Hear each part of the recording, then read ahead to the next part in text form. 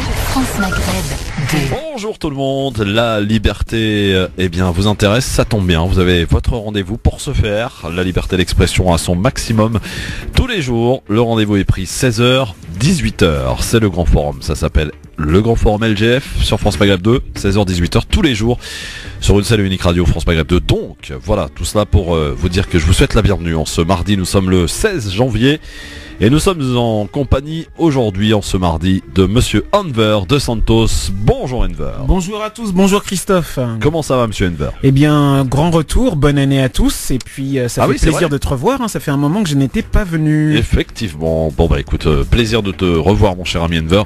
Jusque 18h, on va avoir pas mal de choses à évoquer ensemble avec les auditeurs aussi qui vont pouvoir évidemment intervenir. Le numéro de téléphone vous le connaissez, 01 40 33 9000. C'est les numéros magiques de la liberté. Oui, vous les avez bien trouvés. Et il suffit juste de les composer maintenant pour nous appeler tout à l'heure, bien sûr. La question du jour qu'on vous redonnera. Alors, Monsieur Enver, on va parler de quoi dans ton avis tranché avec ce titre un peu provocateur, non?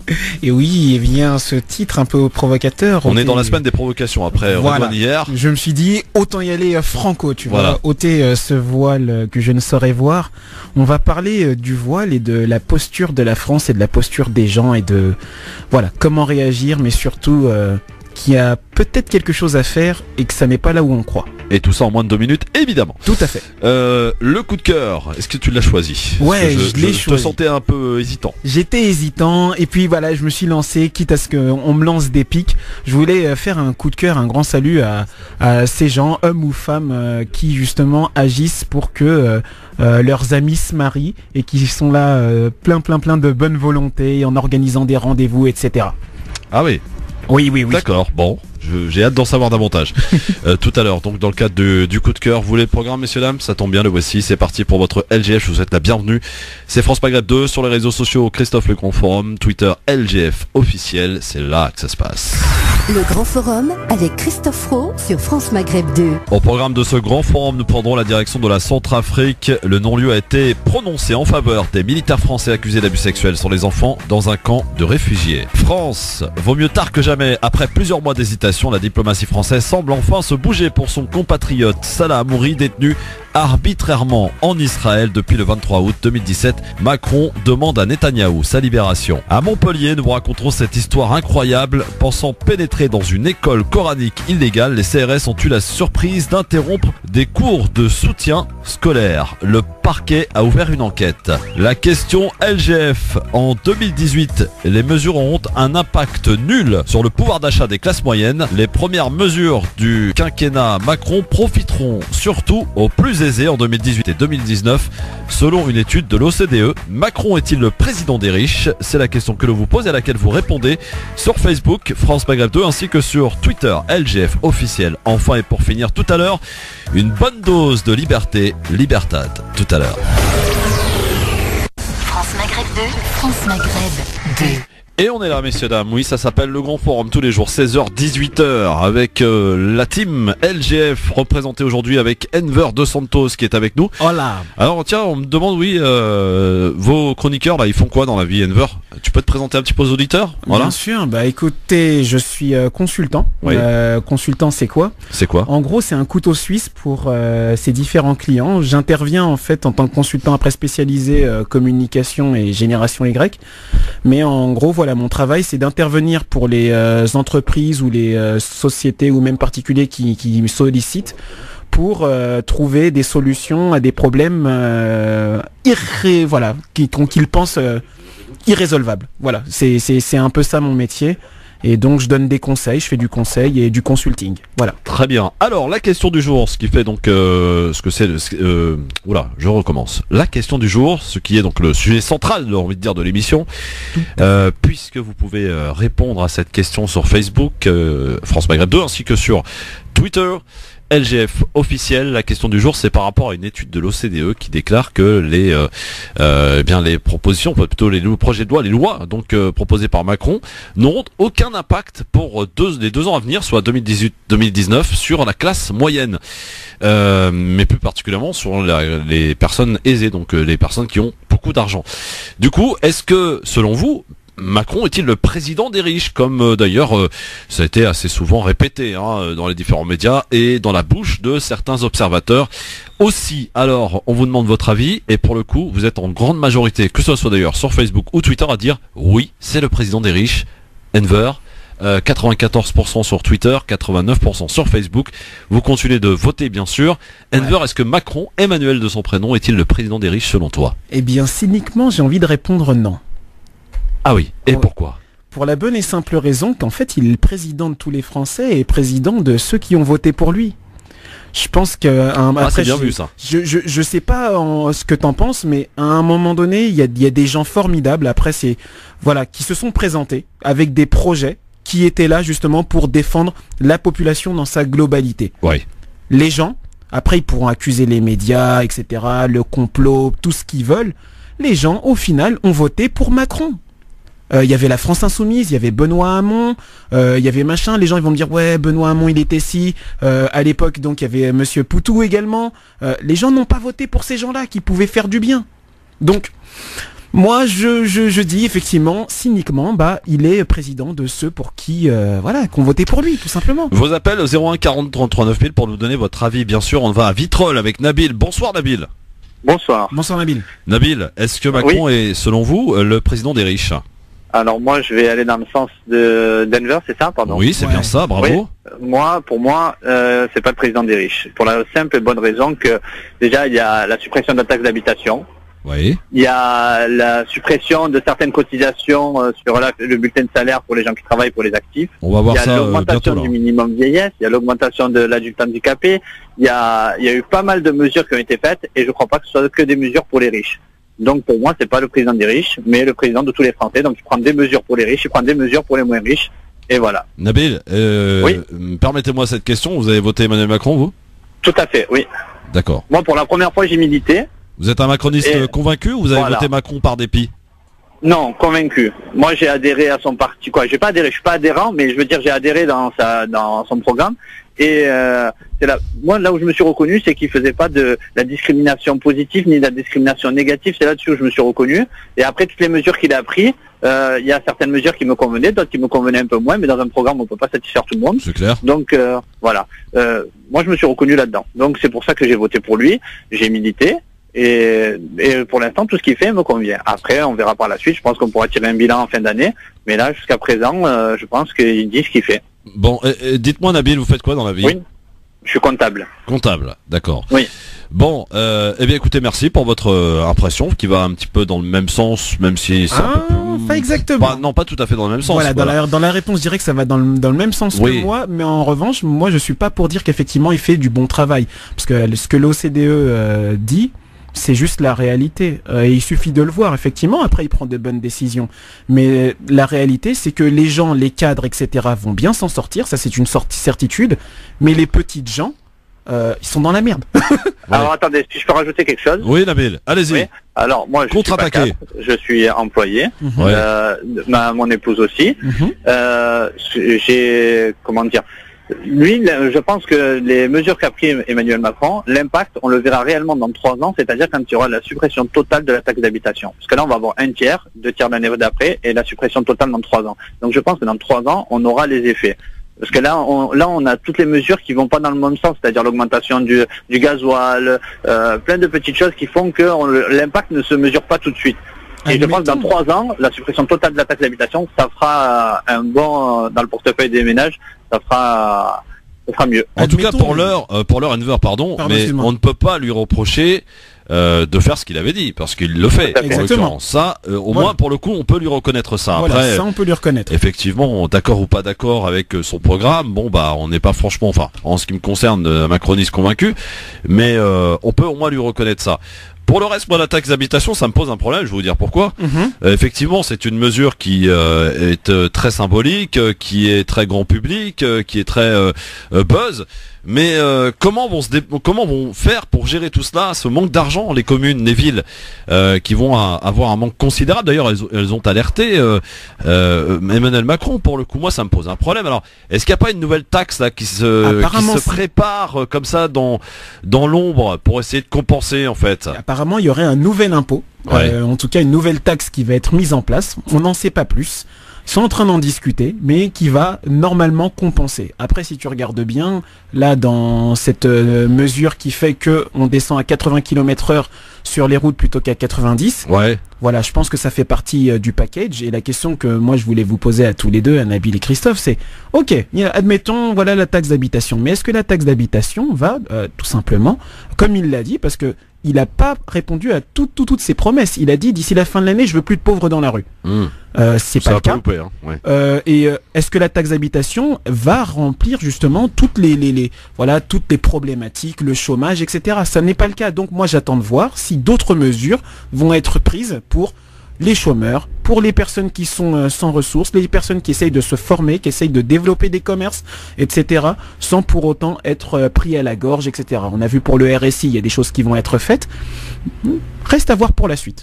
En tout cas, Nabil, ce qu'on peut se dire aujourd'hui, c'est que bon, durant son premier mandat, il va faire des choses, mais il va pas prendre non plus trop de risques. On verra réellement. On verra réellement. Le Jupiter dans toute sa splendeur, j'ai envie de dire, lors de son second mandat. Et si on s'arrête là aujourd'hui, bah écoutez, il y a de grandes chances pour qu'il soit réélu, quoi. Parce que franchement, il a quand même eu aussi le fait de détruire, de défoncer complètement tous les partis qu'il y a autour. À part la France Insoumise qui s'en sort plutôt pas mal pour l'heure. Mais même eux, même la France Insoumise, je pense que c'est juste la vitrine, mais derrière il y a tout à exploser. On a Monsieur Mélenchon qui essaye encore de sortir la tête de l'eau, mais lui également il y a plus personne. Il y a de moins en moins de monde qui croit à son discours. Moi, ce que j'entends autour de moi, il y a de moins en moins de personnes qui adhèrent à son discours. Il a toujours été élu, toute sa vie il a été élu. Je crois que c'était la personne le plus riche ou l'un des plus riches candidats. Voilà, donc à un moment donné, son discours, les gens n'accrochent plus. Et je veux lire un petit truc. Je vous le donne parce que ici on parle sans langue de bois. Je connais beaucoup de militants de la France Insoumise et voici ce qu'ils me rapportent. Un racisme très important à l'intérieur des militants de la France Insoumise. Ça, ce sont des gens qui me le rapportent, c'est pas moi. Hein.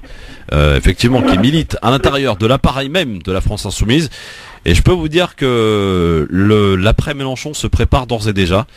Il commence à agacer pas mal de gens à l'intérieur de la France Insoumise. Voilà, ça ce sont des faits. Alors pour ce qui est des autres partis, bon, le Parti Socialiste, voilà, vous avez bien vu dans quel état il est. Hein, il y a quand même quelques prétendants d'ailleurs pour le reprendre, ça fait vraiment très flipper d'ailleurs quand on voit les noms. Les LR, alors là, LR qui a pris carrément un virage totalement à droite, ce qui même occasionne des départs et pas des petites personnalités. Hein. Alain Juppé qui a fait ça d'ailleurs de manière très élégante, hein, voilà, en disant je prends un peu de recul, quoi. Bon, Xavier Bertrand, effectivement, c'est des grandes têtes qui sont parties, donc. Voilà, le mouvement en marche, pour le coup, il a raflé, quoi, hein, pour le coup. Bah, en tout cas, merci beaucoup, Nabil, pour votre réflexion. Merci à vous. Merci, Nabil. On a bien compris, vous étiez un macroniste convaincu, pour le coup, hein. Donc, voilà, merci beaucoup, Nabil. À bientôt du côté de Vitrolles. Il fait beau aujourd'hui ou pas, Vitrolles? Ça va, on n'a pas à se plaindre. Il fait un petit peu froid, mais ça va, il fait beau. Oui. C'est quoi froid chez vous? Parce que c'est peut-être pas la même notion qu'à Paris. Grave. Oui, non, pardon, il fait pas froid pour vous. Pour nous, il fait froid, c'est 12. Là, il fait 12. Ah oui, effectivement, oui. Bon. J'aime bien l'idée. Merci, en tout cas, Nabil de Vitrolles. À bientôt. À bientôt. Au revoir. 01 40 33 9000 pour peut-être avoir un autre avis contraire, peut-être de celui de Nabil qui nous appelait de Vitrolles. Toutes les sensibilités peuvent s'exprimer en toute liberté, tranquillité. Ici même, 01 40 33 9000 pour ce faire.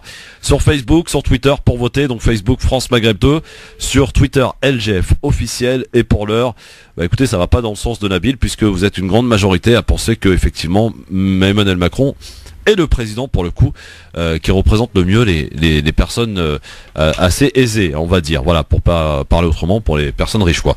Donc votez et vous nous appelez aussi pour nous donner votre sentiment. 01 40 33 9000 dans votre émission Le grand forum. Alors, sinon, t'as une petite information en bref, mon cher ami Enver, ami auditrice auditeur.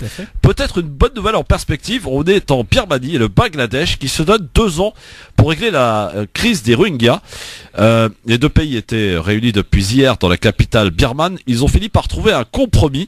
L'accord fixe en détail les conditions de retour des réfugiés de cette minorité musulmane persécutée de l'état de l'Arakan. Depuis la fin du mois d'août, plus de 650 000 d'entre eux ont fui la répression de l'armée birmane, consécutive, selon eux, à des attaques de la rébellion Rohingya contre des postes de police. Donc, il semblerait qu'on prépare le retour de ces Rohingyas. Faut se méfier quand même, Enver, non? Ouais, je pense qu'il faut se méfier parce que la réalité donc de ces accords, je pense, tendent à un peu simplifier la situation parce qu'il faut pas oublier que le bouddhiste, le bouddhiste extrémiste, qui est bien loin de Matthieu Ricard et même du Dalai Lama, lui il est toujours en place, ses partisans sont toujours en place et ils ont toujours une influence très très importante dans le pays. Donc à un moment donné, je pense qu'il faudrait peut-être régler la situation de ces bouddhistes et de la manière dont ils considèrent leurs compatriotes Rohingyas avant justement de parler d'un accord qui va réellement régler les choses. On va accueillir Méziane, tiens, qui est un habitué dans cette émission. Salut Méziane. Oui, salut, salam alaikum à tous. Alaikum salam. Méziane, Macron, candidat président des riches. Je suis pas d'accord avec vous. Macron, c'est bien le président des riches. Moi, je suis de la France insoumise. Combien même, Mélenchon aurait 1 million d'euros sur son compte ou un truc comme ça. Mais ce n'est pas un critère de jugement. Ce n'était pas forcément de l'argent sur son compte, c'était par rapport à ses biens immobiliers. En plus, oui. Moi, je m'en tiens au propos de la philosophie. Moi, je pense que lorsqu'on est, Macron, c'est-à-dire un employé modèle d'un ancien directeur ou PDG, je sais pas quoi, de la banque Rothschild, c'est une déformation, qu'il le veuille ou pas, pour la financiarisation. Et forcément, c'est un roublard, avec tout le respect que je lui dois. C'est un type qui n'a jamais souffert de quoi que ce soit. Et à mon avis, ses fréquentations, il suffit de voir lorsqu'il a préparé sa campagne pour devenir président, où est-ce qu'il est allé? Il est allé dans les grands hôtels aux États-Unis, en Angleterre, avec toute l'intelligentsia mondialiste qui font la pluie et le beau temps. Bien entendu, ce n'est pas Hitler ni un tortionnaire, mais pour autant, c'est un roublard. Voilà. Bon, merci pour la réflexion, Méziane. Il est temps de revenir les pieds sur terre. Oui, absolument. Tiens, je me permets une petite remarque. Merci Méziane, en tout cas. 01 40 33 9000. Je vous invite, messieurs, dames, à aller faire un petit tour sur Internet et de regarder les pays où la banque Rothschild n'est pas installée. Voilà, je vous dis que ça, vous allez voir, vous allez comprendre un petit peu certaines choses et pourquoi d'ailleurs certains pays ont été déstabilisés. Et alors peut-être c'est une simple coïncidence, je ne sais pas, mais je pose la question. Allez voir et vous verrez par vous-même. Un nouvel appel au standard. Allô, bonjour. Allô. Allô. Oui, bonjour madame. Quel est votre prénom?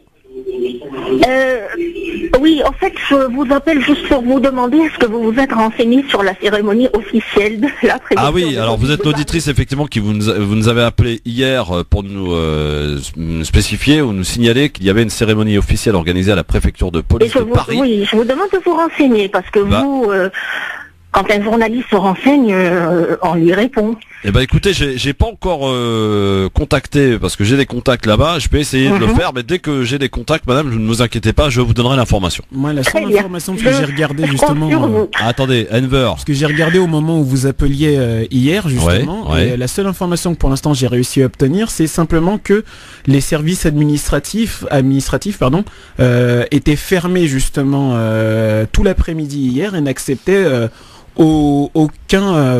personne en fait au niveau des démarches. C'était prévu apparemment sur leur calendrier, mais ils n'en ont pas dit plus. Après, effectivement, on peut pousser la recherche, mais effectivement, pour eux, c'était prévu depuis bien longtemps que le 15 fermé tout l'après-midi et aucune démarche possible administrativement. Mais il y a eu un panneau d'affichage à l'extérieur. Tout à fait, et également sur Internet. Un grand Internet. panneau d'affichage qui parle d'une cérémonie officielle. Voilà, et donc c'était sans doute pour cette cérémonie officielle, mais pour l'instant pas plus d'informations là. C'est sur Internet, c'était simplement que... On tente à creuser un petit peu, ma chère. Merci beaucoup en tout cas pour votre appel. Très bien. À bientôt, chère madame. Bon, c'est bien, nos auditeurs sont vaillants, essayent de regarder un petit peu ce qui s'y passe. Et ils ont raison d'ailleurs. 01 40 33 9000.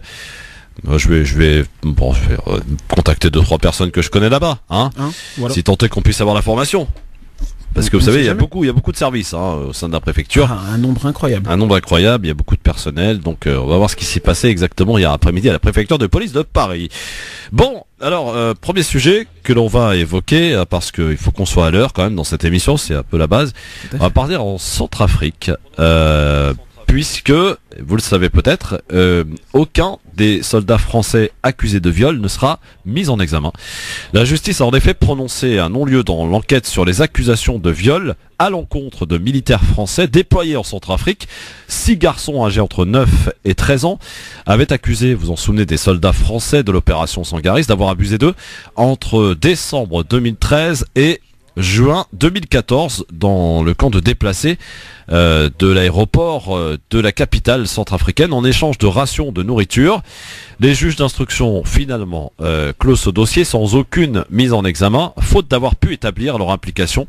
Il ne peut être affirmé à l'issue de l'information qu'aucun abus sexuel n'a été commis, avait affirmé le parquet dans ses réquisitions. Cependant, les incohérences matérielles et la variation des témoignages ne permettaient pas d'établir des faits circonstanciés et étayés à l'encontre des militaires. Les soldats accusés ont nié tout abus sexuel envers des enfants face aux enquêteurs. Sur les téléphones de l'un des militaires, on a quand même retrouvé des dizaines de vidéos pornographiques avaient été retrouvées, dont 8 à caractère pédopornographique. Mais ce chiffre est jugé trop faible pour caractériser un profil pédophile, avec donc dit une source proche de l'enquête en mars 2017. Voilà mon cher Enver, en tout cas on se rappelle que cette affaire qui avait éclaté en 2015 par l'entremise du quotidien britannique The Guardian avait terni l'image de l'armée française déployant Centrafrique, vous le savez, depuis 2013, théâtre de violence depuis plusieurs années maintenant. Alors, est-ce que c'est un rendu qui t'étonne, mon cher Enver ? Malheureusement, ça ne m'étonne pas, mais c'est là où on se dit qu'il y a un véritable problème de justice réelle dans notre pays. On va pas aller chercher des exemples d'autres pays, États-Unis et autres, on va parler du cas de la France. C'est qu'à un moment donné, on a une situation hypothétique où des soldats ont été accusés de viol. Même pas une hypothétique, situation réelle. Et donc, ils sont présumés innocents, mais voilà, il y a une enquête qui se déroule. Et dans l'enquête, on trouve des faits probants, notamment ces vidéos, etc., qui peuvent constituer une charge d'accusation. Mais voilà, on décide de clôturer parce que les victimes ne sont pas des gens, importantes. Si ça s'était passé sur le territoire français même, je ne suis pas sûr que ce soit clôturé de la sorte. Ouais. Donc tu veux dire que voilà, c'est comme le dit d'ailleurs cet article très intéressant, on dit voilà, on a retrouvé des faits un petit peu particuliers, bizarres, mais il n'y a pas assez de preuves pour dire voilà, il y a eu abus sexuel et qu'on n'essaie pas finalement de creuser, parce que comme tu le dis si bien, il s'agit d'une population pour le coup qui sont pas des Français, donc à la limite pour faire simple, pour vulgariser un peu, on s'en fout quoi. C'est un peu ça. Après tu sais, je crois qu'il y a un moment donné, et après si je me trompe peut-être, mais il y a dans la loi française une loi, ou plutôt une règle qui est on défend nos nationaux. Et voilà. Oui, d'accord. Oui, on défend nos nationaux. En tout cas, voilà, c'est un rendu, un jugement qui pose quand même des questions, même si tant est quand même que la justice est censée être indépendante, que normalement, et donc qu'on doit faire confiance à cette dernière. Mais on peut s'étonner quand même du rendu de ce jugement, de voir qu'effectivement les gamins quand même ont formellement accusé les militaires français. Voilà, donc pas de mise en examen, ils vont pouvoir continuer tranquillement à faire leurs opérations, j'ai envie de dire. C'est ça, et le plus triste, c'est qu'il n'y a même pas d'enquête qui est poursuivie, quoi. À la limite, voilà, ils n'ont pas de résultat, mais qui continuent l'enquête. Mais non, c'est l'affaire. Non, le dossier est clos. Voilà, dossier est clos, Voilà, pas de mise en examen. Rien du tout. Donc, voilà, circuler, rien à voir. exactement. Donc vos appels aussi, vos avis bien sûr sur le 01 40 33 9000 sur ce sujet, bien sûr, si vous le souhaitez, pour nous appeler et pour nous donner votre avis, bien sûr. Vous pouvez donner aussi, n'hésitez pas à nous envoyer des petits messages sur les réseaux sociaux, notamment sur Twitter, LGF officiel, ou sur Facebook, Christophe le Grand Forum, pour nous envoyer des petits messages en privé, ou réagir bien sûr aux différents statuts que l'on vous met, bien sûr. Donc n'hésitez pas à réagir, ça fait partie aussi d'un mouvement de pouvoir commenter en fait en toute démocratie, la démocratie participative, comme l'aimait à l'époque Ségolène Royal. Vous vous rappelez de cette phrase de Ségolène Royal? D'ailleurs, elle est où maintenant, Ségolène? Je crois qu'elle a obtenu un bon poste. Ouais, je pense que la retraite va très bien se passer pour elle. Bon, elle en est encore loin, en tout cas. Oui, apparemment, elle a essayé de grappiller autour de Macron pour obtenir un poste au gouvernement. Bon, Macron, il a pas franchement répondu favorablement. On va faire un petit tour du côté du standard, peut-être pour avoir un avis sur le sujet de la Centrafrique. Bonjour. Allô, bonjour. Bonjour, chère madame. Quel est votre prénom? Bonjour, je m'appelle Zaya. Bonjour, Zaya. Vous nous appelez d'où, chère Zaya? Je vous appelle du 95 Hermont. À Hermont, dans le 95, très bien. Alors Zaya, on vous écoute. Oui, voilà, je trouve toujours aberrant qu'on étouffe surtout les affaires de pédophilie en général. Ouais.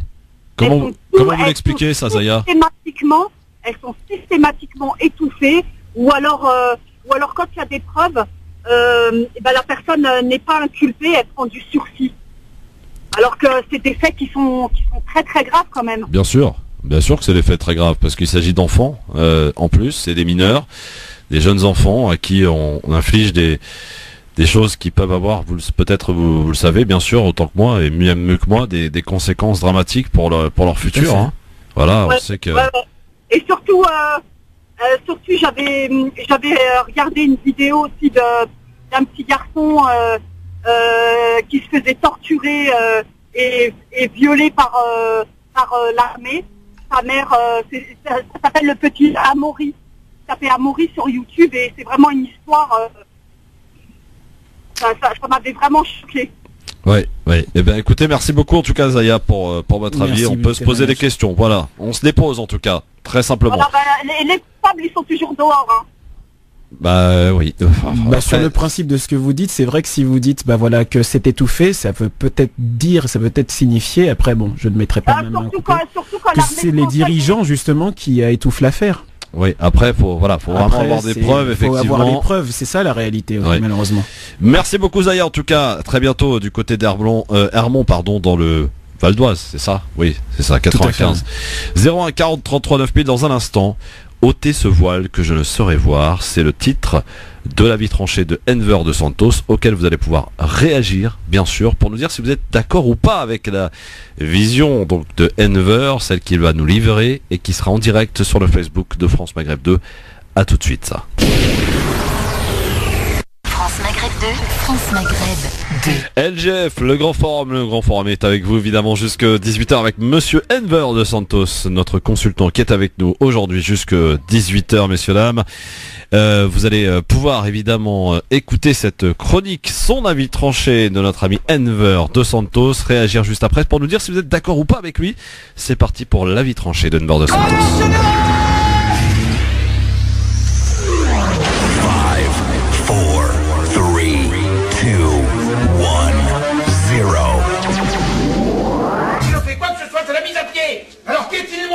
Titre de La vie tranchée d'Enver de Santos, ôtez ce voile que je ne saurais voir. Bonjour tout le monde, bonjour Hanan, salam, d'ailleurs je te vois. Ôtez ce voile que je ne saurais voir. À l'heure où la pudeur est vilipendée comme si elle était devenue symbole de vulgarité et de débauche, j'ai volontairement emprunté cette tournure au Tartuffe de Molière. Couvrez ce sein que je ne saurais voir, par de pareils objets les âmes sont blessées, et cela fait venir de coupables pensées. Le Tartuffe, acte 3, scène 2. L'idée semble identique, mais l'objet de notre considération a changé. Il ne s'agit plus du sein, mais bien d'un voile. Depuis de nombreuses années, on a atteint la double décennie. Cette question de voile occupe le champ de réflexion des divers intellectuels et pseudo-intellectuels, je dirais, tout en détournant le rôle premier de l'État. En effet, nombreux sont ceux qui parlent du voile religieux musulman et oublient que celui-ci existe dans de nombreuses croyances. Alors qu'en est-il réellement ? À cette question, moi personnellement, je dirais que je ne me permettrai pas de répondre et laisserai l'interprétation des textes religieux aux femmes et aux hommes de science qui souhaitent mettre et mener le débat de manière intelligible pour que des sophistes cessent de parler une bonne fois pour toutes, pour ne rien dire. Donc, en revanche, pour ce qui est du commun des mortels, moi en l'occurrence et peut-être vous, je pense qu'il serait intéressant de remarquer que Marianne et son bonnet phrygien, symbole de la liberté, sont un peu la première femme qui porte un voile en France.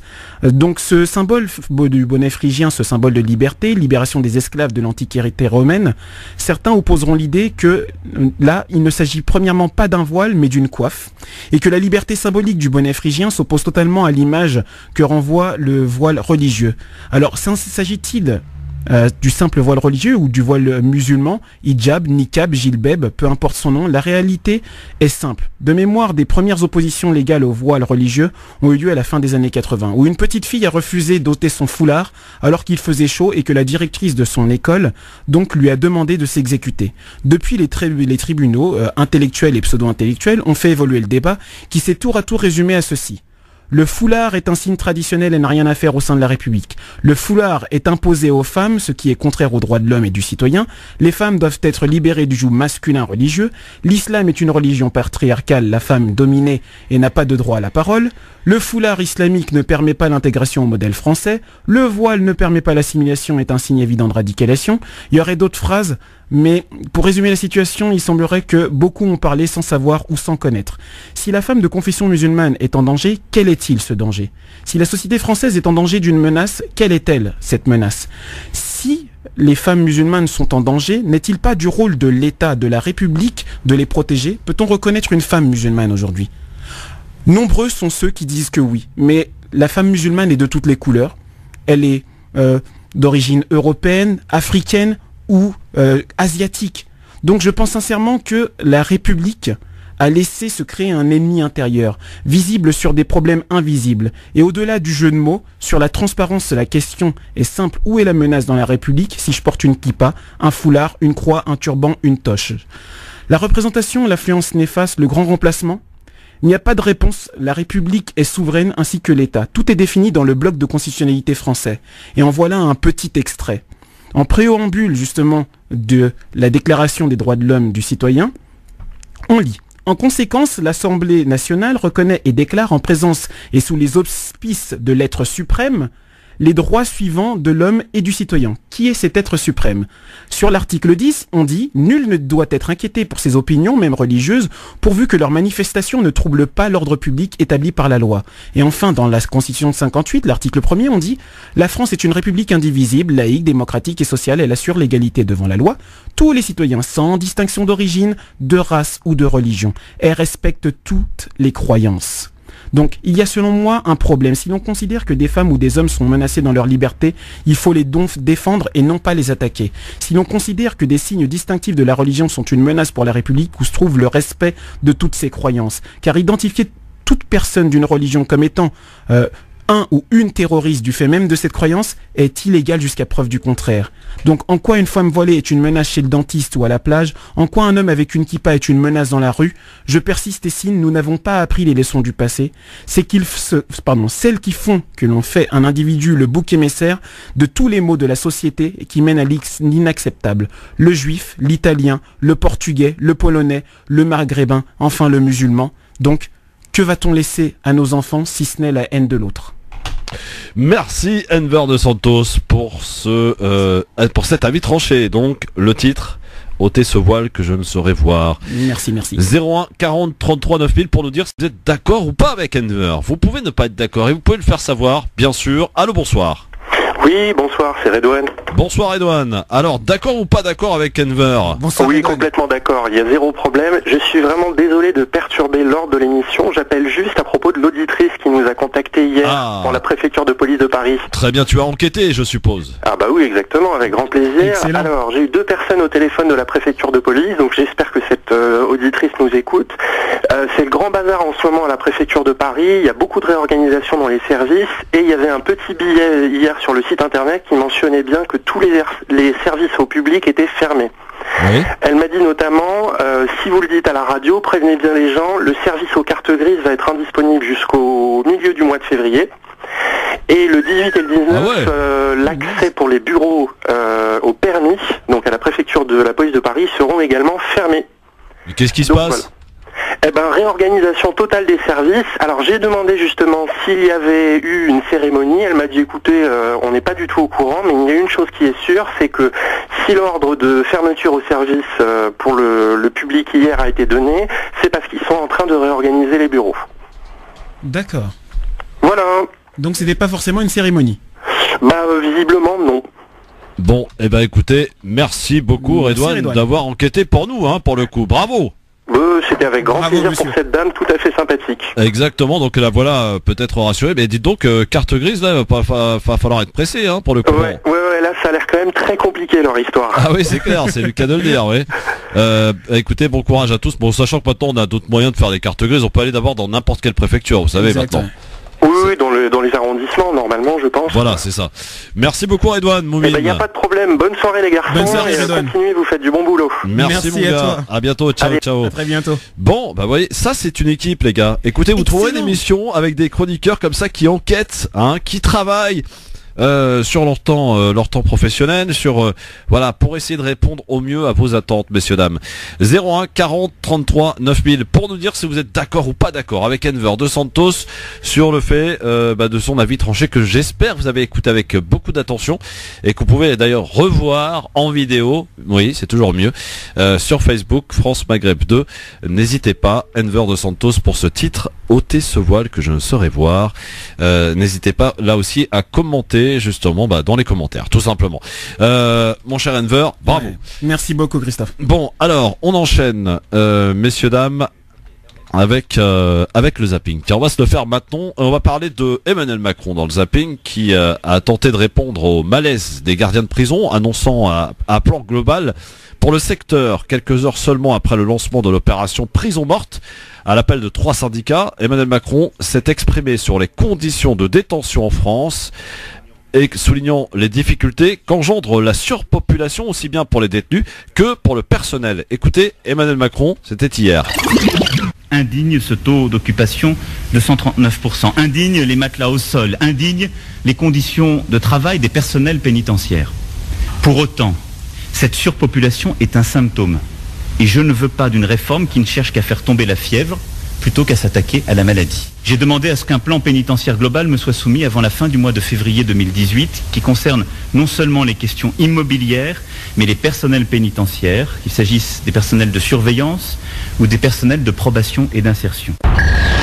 Emmanuel Macron, donc hier, mon cher ami Enver, qui a tenté, bon ça n'a pas vraiment marché, hein, les gardiens de prison qui, vous le savez, sont en grève donc depuis hier et bloquent donc les différentes prisons. Mon cher Enver. Bah écoute, malheureusement, je trouve que les gardiens de prison ont raison parce que c'est un problème qui est pris, j'ai l'impression, un peu au dernier moment sur le fait accompli parce que justement les gardiens de prison décident de faire grève, mais ça fait des années et des années que voilà, des instances européennes dénoncent justement les surpopulations dans les prisons françaises et qu'il y a quelque chose à faire. Lui, en tant que président, quand il se présente, je pense qu'il est de son devoir justement, dès qu'il arrive, de commencer à faire les choses pour qu'on n'arrive pas justement à ce genre de grève, qu'on n'attende pas qu'il y ait un pauvre gardien de prison qui se fasse agresser dans plein service par un détenu pour réagir, parce que là il réagit à chaud.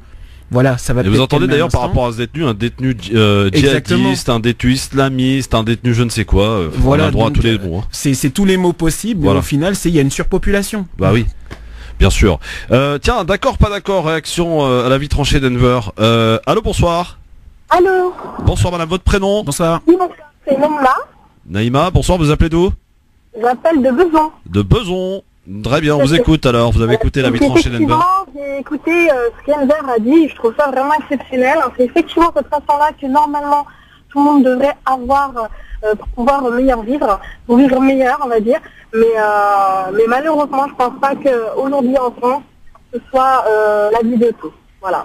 Bah écoutez, merci voilà. de l'avis en tout cas. Eh ben, merci beaucoup de votre avis, chère madame. Merci beaucoup. Merci Vous portez, merci, faites du bon boulot, merci bien. vous portez Merci. vous-même, Naïma, vous portez vous-même le hijab? Non, Non, pas du d'accord. tout. Mais Ah, elle a Ah, raccroché. mince. Bon, merci en tout cas Naïma. 01 40 33 9000, interactivité à son maximum dans cette émission. Vous pouvez bien entendu prendre la parole quand vous voulez. Voilà, 01 40 33 9000. Alors on retourne du côté du zapping pour parler de la politique migratoire de la France qui occupe aujourd'hui la journée d'aujourd'hui. Donc le chef de l'État avec un déplacement, vous le savez, très symbolique à Calais, où Emmanuel Macron rencontrera des migrants ainsi que des associations, des élus, mais aussi des membres des forces de l'ordre. Manière de défendre sa réforme sur l'asile et l'immigration. Donc le texte doit être présenté, vous le savez, dans les prochaines semaines. Marine Le Pen, elle, y voit qu'un énième épée dans l'eau. Écoutez la présidente du Front National à propos de ce projet de loi. Calais, c'est la conséquence de l'immigration tout à fait désordonnée et massive que subit notre pays. C'est donc un problème qui touche le gouvernement dans les choix qu'il va faire en matière de politique migratoire. Et c'est aussi un problème qui touche à l'Union européenne et à la volonté de l'Union européenne d'imposer une immigration forcée aux États. Donc je pense que ce sera un coup d'épée dans l'eau. D'ailleurs, encore une fois, ce que nous savons pour l'instant du projet en matière d'immigration présenté par Monsieur Collomb démontre que nous sommes toujours dans cette lente dérive du laxisme en ce domaine. Marine Le Pen, qui est finalement dans sa ligne de contestation, même Exact. quand on répond un petit peu à ses attentes. Bon, voilà, Enver. Bah, c'est un peu ça, c'est ce que tu dis, c'est que voilà, elle est dans sa ligne de conduite, voilà, Bah c'est oui. sa ligne éditoriale. Pour le coup, oui. Donc sur le coup, voilà, tu t'es pas étonné de ce qu'elle dit. Après, pour cette présence de Macron, etc., à un moment donné, faut arrêter. Les gars que la France, en tout cas, on dirait qu'il y a que la France qui voit les migrants comme un véritable souci. Est-ce qu'on peut s'arrêter 2 secondes sur ce qui fait beaucoup débattre en ce moment, parce que sur ces demandes d'asile, quand on regarde les chiffres, c'est pas les Syriens qui sont en premier, ce sont les Albanais. Voilà, les Albanais, les Érythréens.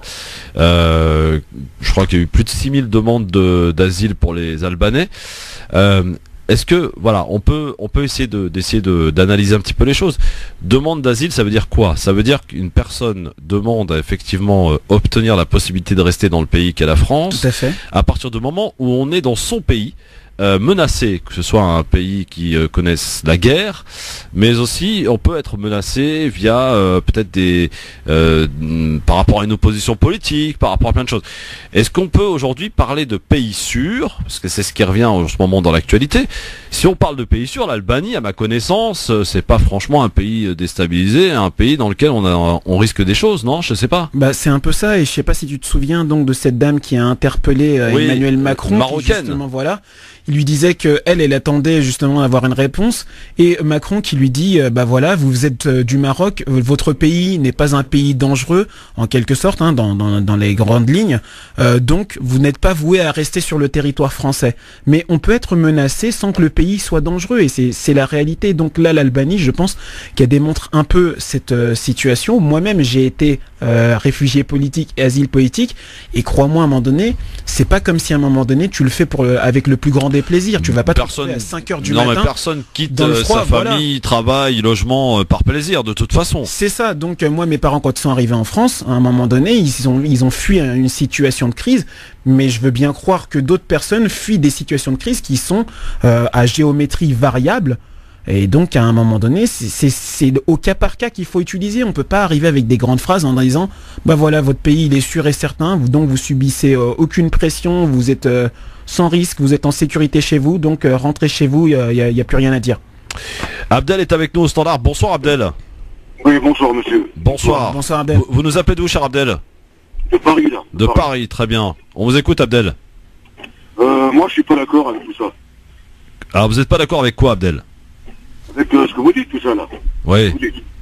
Bah dites-nous pourquoi vous n'êtes pas d'accord, Abdel. moi je suis pour les migrants éventuellement, les pauvres gens. Oui, bah, on n'a pas dit l'inverse, hein, Abdel. Ouais, moi je suis pour, parce que non, je suis pas d'accord parce que Macron dit éventuellement. Moi je suis pour les migrants, et les pauvres gens ils viennent d'un pays où ils sont en galère, donc c'est pas bien ce que le gouvernement français fait. Donc, d'accord, vous êtes contre en fait. Qu'est-ce que vous répondez, Abdel, lorsque ces politiques vous disent, bon écoutez, cette fameuse phrase qui est aujourd'hui encore d'actualité, on ne peut pas accueillir toute la misère du monde. C'était prononcé à l'époque par Michel Rocard d'ailleurs.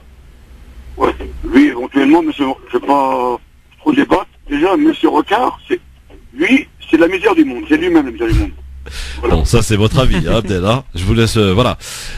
Donc bon, on a bien compris en tout cas que vous étiez pour les migrants et accueillir les pauvres gens, ouais. Tout le monde, tous ceux. Et d'ailleurs, on va quand même le dire. Pourtant la France, on a besoin de tous ces gens-là éventuellement. Il y a tellement il nous parle de chômage, de beaucoup de choses, donc il y a beaucoup de migrants éventuellement qui sont placés en France dans des camps parce qu'ils sont là pour travailler éventuellement. Bah oui, c'est ce qu'ils cherchent à faire, évidemment. Oui. Ouais. Oui, pour vivre. Ouais. Merci beaucoup, Abdel. En tout cas, on va rappeler quand même que ces gens-là, ces migrants, en particulier les Syriens, les Libyens, et ces gens aussi qui viennent d'Afrique, d'Afghanistan et d'ailleurs, sont quand même des pays à laquelle la France a participé à déstabiliser quand même. Faut bien le dire et le rappeler quand même. C'est très important de le dire. C'est ça. Hein, non seulement faut le rappeler, mais aussi pas seul, mais en partie. L'impression que ça donne de tout ça et les années passant, tu vois, on se rapproche de plus en plus du discours et de la ligne éditoriale donc de Marine Le Pen, même dans notre politique. À un moment donné, ces gens ne sont plus des vies. Ce sont plus des vies et c'est tout simplement des chiffres. Voilà, on a accepté 50 000 migrants, 80 000 migrants. Et à un moment donné, on oublie que ce sont des vies qui sont en danger à un moment et qu'elles demandent juste de l'aide. Moi, la question que j'ai juste envie de poser par rapport à tout ça, c'est que se serait-il passé si pendant la Seconde Guerre mondiale, quelqu'un qui a besoin d'aide parce qu'il est poursuivi pour les raisons qu'on connaît, à un moment donné, on lui dit « Écoute, j'ai aidé un peu trop de personnes, reste dehors, c'est pas grave s'ils vont te choper ». Oui, on va voir ce qu'en pense Abdelkader qui nous appelle du 91. Bonsoir Abdelkader. Oui, bonsoir. Bonsoir, bienvenue à vous Abdelkader. Oui, ça va. Alors, je vais répondre au niveau des soldats qui ont fait des horaires apparemment. Ah, on est en Centrafrique, d'accord. Allô ? Oui, Abdelkader, allez-y. Alors, en France, si vous êtes maghrébin et puis que par malheur vous touchez une dame, quelque quoi, ce soit le truc, et puis il a dit du témoin comme ça, quelque chose comme ça, eh ben, vous prenez pour 20 ans, monsieur. Ouais. Là, vous prenez pour 20 ans, vous êtes agressif sexuellement et tout ça, et puis tout ce qu'on met sur le dos. Par contre, quand il s'agit de l'autre côté, ben non, ben, ils sont relaxés, il n'y a pas de probe, il n'y a rien. Pour ces petits enfants-là, et voilà. Et c'est comme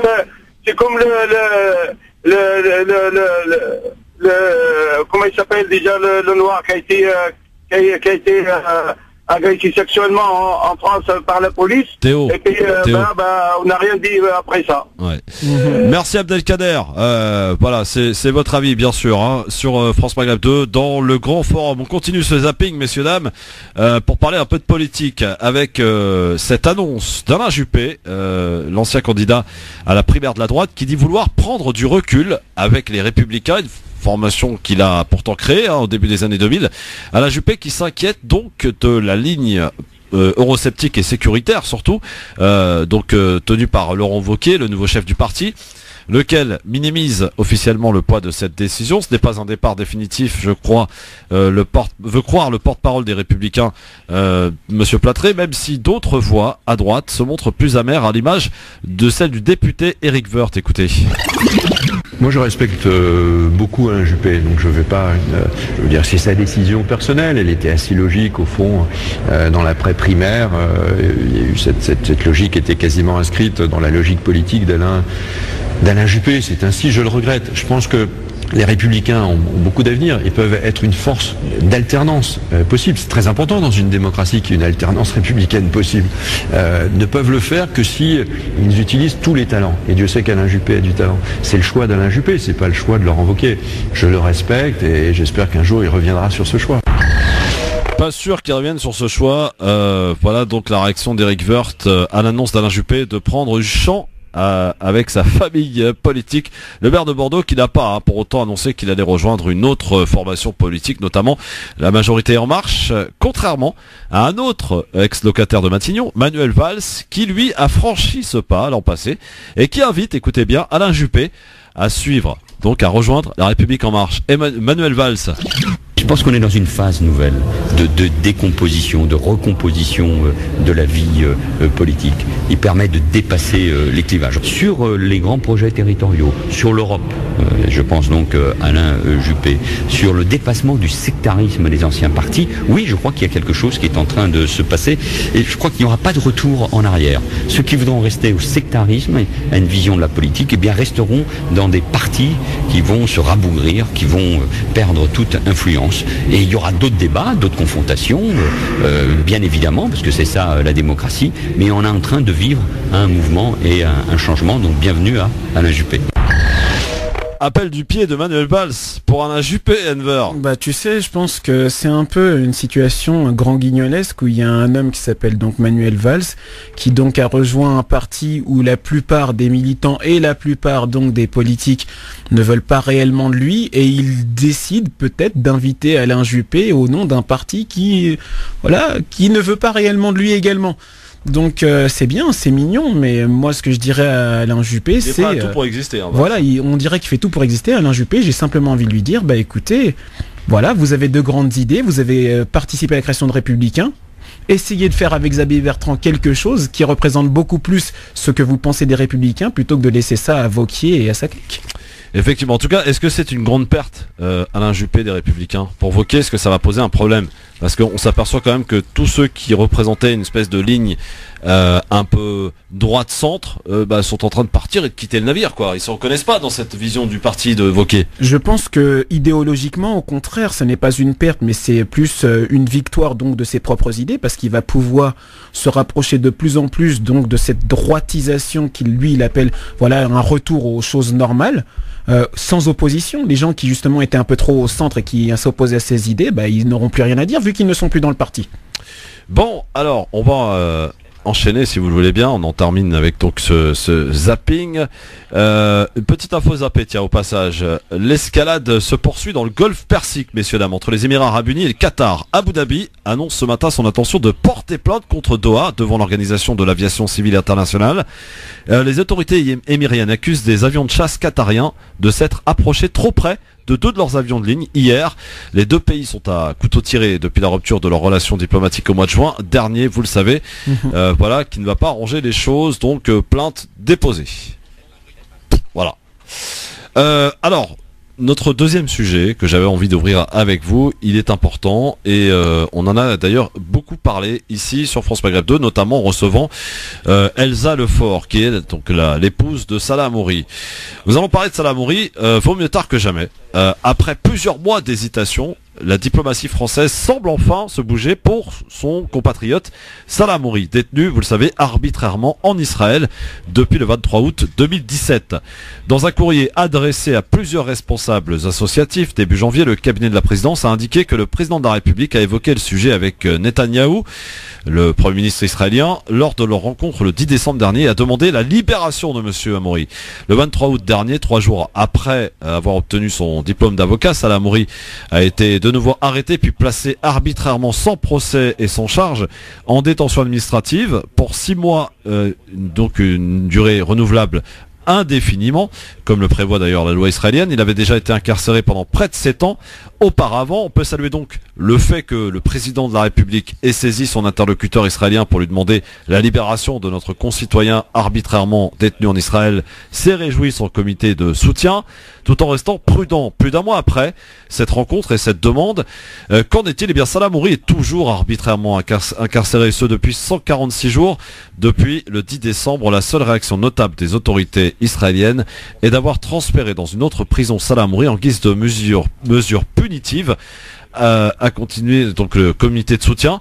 Le 31 décembre, en effet, l'administration pénitentiaire israélienne avait informé Salah Hamouri de son transfert immédiat de la prison du Negev vers une autre prison située au sud de d'Haïfa.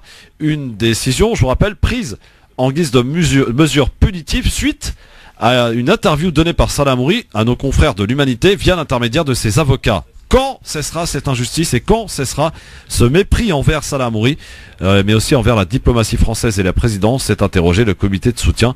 C'est la question que je te pose, Enver. Tu as raison de dire mieux vaut tard que jamais, mais c'est là où moi j'ai bien envie de, en quelque sorte, piquer justement nos autorités françaises, parce que on a un peu l'impression que face justement au pouvoir israélien, on n'a pas de poids en fait. Tout simplement, la France semble ne pas avoir de poids. Quand Jacques Chirac justement a eu la réaction qu'il a eue en Israël et quand il agissait donc dans les pourparlers de paix, etc., on a l'impression que le gouvernement Macron, voilà, il a peut-être effectivement, comme ils ont écrit, demandé la libération de notre compatriote français, donc de cette arrestation arbitraire et de cette incarcération qui n'a aucune justification, mais aujourd'hui, comme tu le dis, il est toujours là. Et quel est le poids réel de la diplomatie française face à Israël ? C'est la question qu'on vous pose, messieurs, dames, à laquelle vous pouvez répondre au 01 40 33 9000. Autre question que l'on vous pose par rapport à une étude de l'OCDE et au fait que la classe moyenne ne sera absolument pas, touchée par les mesures de Macron. Voilà, alors que normalement c'est censé l'être. D'où cette question, est-ce que Macron, selon vous, est le président des riches? Vous répondez sur Facebook, France Maghreb 2, Twitter, LGF officiel. On fera un nouveau point pour savoir un petit peu si ça a un petit peu bougé. Mais tout à l'heure, en tout cas, c'était une large majorité de oui. Macron est le président des riches. Vous continuez de voter et de nous appeler au 01 40 33 9000 là. Bienvenue à vous sur France Maghreb 2 dans votre émission Le Grand Forum avec monsieur Enver Dos Santos qui est avec nous. Bonjour. Oui, bonjour. Qui est avec nous. Tiens, on m'a demandé, Enver, c'est de quelle origine? Eh bien, c'est un prénom turc. Ah ouais? Ouais, c'est un prénom turc, Enver. C'est un prénom turc qui veut dire, en fait, c'est un peu l'équivalent de Nour en arabe. Ouais. Et donc, c'est lumière. Lumière. D'accord. Bon, et ben voilà, de la lumière dans le studio grâce à Enver. Rendez-vous compte, c'est bien quand même. Tiens, j'ai un petit truc pour vous, messieurs, dames. Vous qui aimez peut-être le cirque et surtout pour vos enfants. Écoutez-moi ceci. Événement. France Maghreb 2 vous amène au Cirque Pinder à Paris ce dimanche pour fêter la nouvelle année. France Maghreb 2. Gilbert Edelstein, président du Cirque Pinder, Amo Bouakaz, conseiller du 20e arrondissement à Paris, vous invite avec vos enfants à une séance exceptionnelle du Cirque Pinder ce dimanche à 17h. Pour faire partie des invités, envoyez votre demande par SMS au 07 67 70 80 82. 07 67 70 80 82 avec votre nom, prénom et le nombre de places souhaitées dans la limite de 4 personnes par demande. Il est impératif de rajouter votre téléphone pour confirmer votre invitation. Attention, seuls les premiers demandeurs seront servis. Date limite pour vos demandes ce samedi 18h. Cirque Pinder, pelouse de Reuilly, Paris 12e, métro Porte Dorée. Plus d'infos, page officielle Facebook France Maghreb 2 et cirquepinder.com. Voilà, pour ceux qui veulent aller faire un petit tour au Cirque Pinder, c'est pas mal, hein, c'est sympa, ça plaît aux enfants en tout cas. Exactement. Donc n'hésitez pas, voilà, à y aller. France Maghreb 2 a pas mal d'invitations. On vous y invite, messieurs, dames. Donc allez-y, inscrivez-vous par SMS et vous serez recontactés, bien entendu. Parenthèse refermée. On est de retour avec vous, bien sûr. Et cette question que l'on vous pose est par rapport à une étude de l'OCDE qui considère que, qui dit que effectivement les mesures de Macron n'auront aucun impact sur la classe moyenne, mais au contraire sur les gens les plus aisés. Du coup, est-ce que selon vous, le président Macron est-il le président des riches? Eh bien, vous êtes 88% à penser que oui sur Facebook, vous continuez de voter sur France Maghreb 2, et 94% sur Twitter à penser que oui, Emmanuel Macron est donc pour vous, selon vous, le président des riches. Nos auditeurs qui sont intervenus depuis tout à l'heure pour répondre à cette question étaient un peu plus un peu à l'inverse à l'image de notre ami de Vitreuil qui nous appelait tout à l'heure pour dire que non, absolument pas, Macron selon lui est vraiment le président qui répond à tous les Français. Bon, c'était un macroniste convaincu pour le coup. Exactement, il avait l'air vraiment très convaincu. Très convaincu puisqu'il a voté pour lui, voilà. Et non pas par dépit, mais voilà, par adhésion, conviction, absolument. 01 40 33 9000, bonsoir, qui est là? Bonsoir, c'est Rachid du 91. Bonsoir Rachid du 91, on est à Corbeil-Essonnes si je ne m'abuse. Ouais, c'est ça. Bonsoir Rachid. Eh ouais, Corbeil-Essonnes.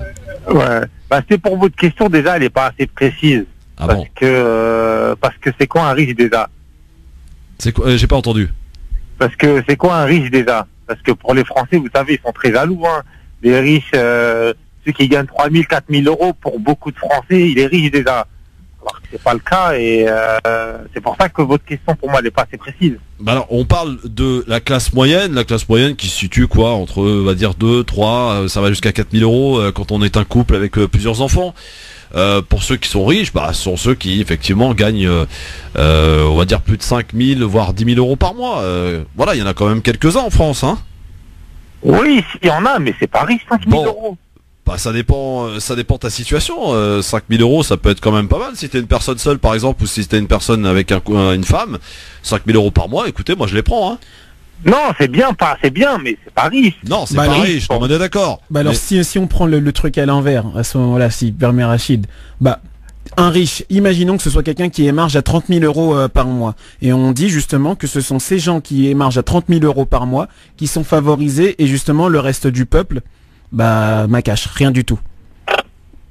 Oui, c'est sûr que c'est injuste. Non, j'ai pas voilà. dit, alors, j'ai pour pas toi, dit que c'était normal, Rachid, mais j'ai dit que pour moi, 5 000 euros, on peut pas se permettre ce qu'on veut, quoi. Ça dépend où on habite. Si on habite par exemple à Paris, on gagne 5 000 euros par mois.